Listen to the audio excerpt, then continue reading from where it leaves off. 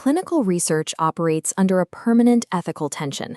On one side, you need a substantial amount of data to draw a statistically valid conclusion. On the other, you have a strict obligation to prevent harm to human participants. If interim evidence shows an investigational product works significantly better than the standard of care, continuing to give the control group a placebo or inferior treatment crosses an ethical line.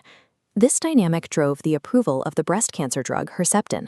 An independent monitoring body reviewed the interim analysis and realized the treatment was demonstrably superior. Waiting for the full dataset would have delayed access to a life-saving intervention. They stopped the trial early. Sponsors, investigators, and site staff are heavily invested in their trial success. That investment is human nature, but it creates an unavoidable structural bias. Because human bias is inevitable, trial integrity requires a structural counterweight with the power to monitor unblinded data in real time. This counterweight is the Data Safety Monitoring Board, or DSMB, also known in many contexts as a Data Monitoring Committee. This entity functions as the operational mechanism that preserves scientific validity while keeping the trial ethically defensible. The clinical research field is thick with overlapping terminology, and specific monitoring committees are frequently confused with one another.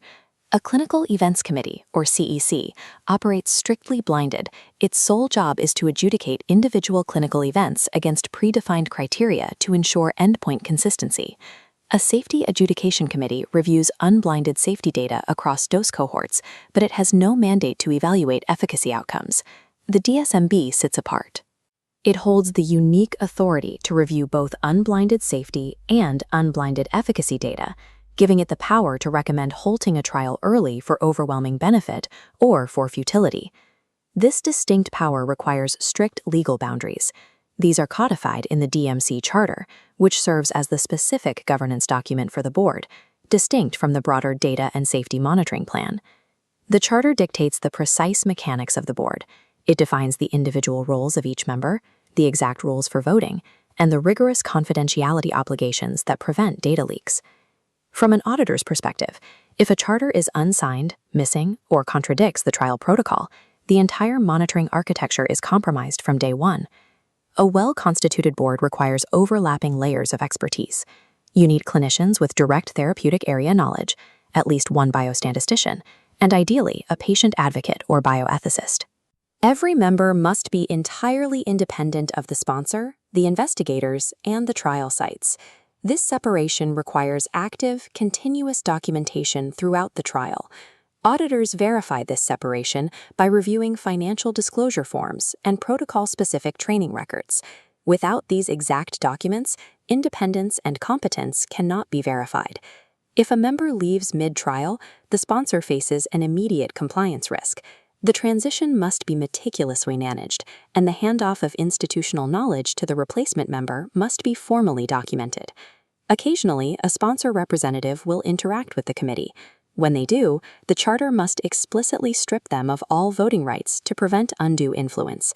To manage the logistical mechanics, like scheduling and document distribution, an independent DMC administrator steps in. They ensure the committee functions smoothly, but they have zero influence over the scientific data. Structural independence only exists if you can prove it. An unbroken trail of documentation is the only way to validate the board acted without bias. This layout represents the two-phase meeting architecture and the trial's ethical firewall. In the open session, blinded sponsor reps join the committee to review aggregate trial progress, like enrollment and data quality. Then, the open session ends. Sponsor reps must explicitly leave and sever communication. Behind the firewall, the closed session begins. Here, an independent, unblinded statistician presents interim safety and efficacy data, distinctly broken down by specific treatment arms. The deliberations inside this closed room are strictly recorded in official minutes. However, these minutes are entirely withheld from the sponsor to preserve the integrity of the ongoing trial.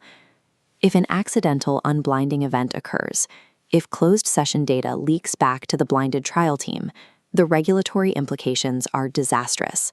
The scientific validity of the trial can be completely compromised.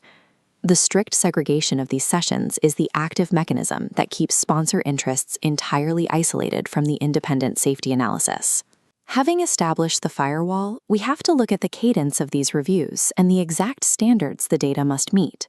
Meeting frequency is dictated by 3 primary triggers: subject enrollment milestones, sequential dosing cohorts, and fixed calendar intervals based on the rate of incoming data.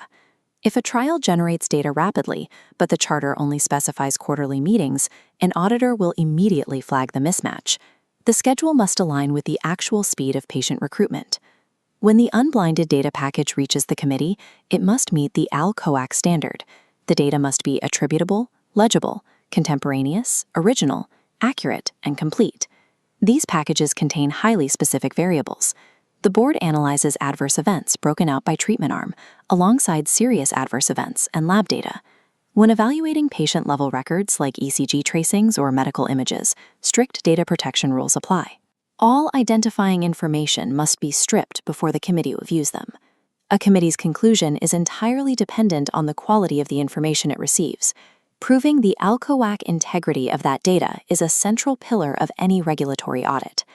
The ultimate output is a formal recommendation regarding trial continuation.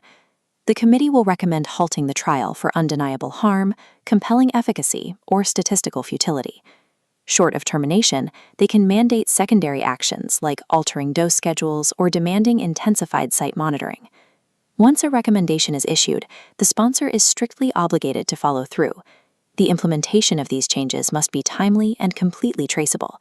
This documented authority grants the DSMB the most consequential power in clinical research, the independent right to stop an unethical study.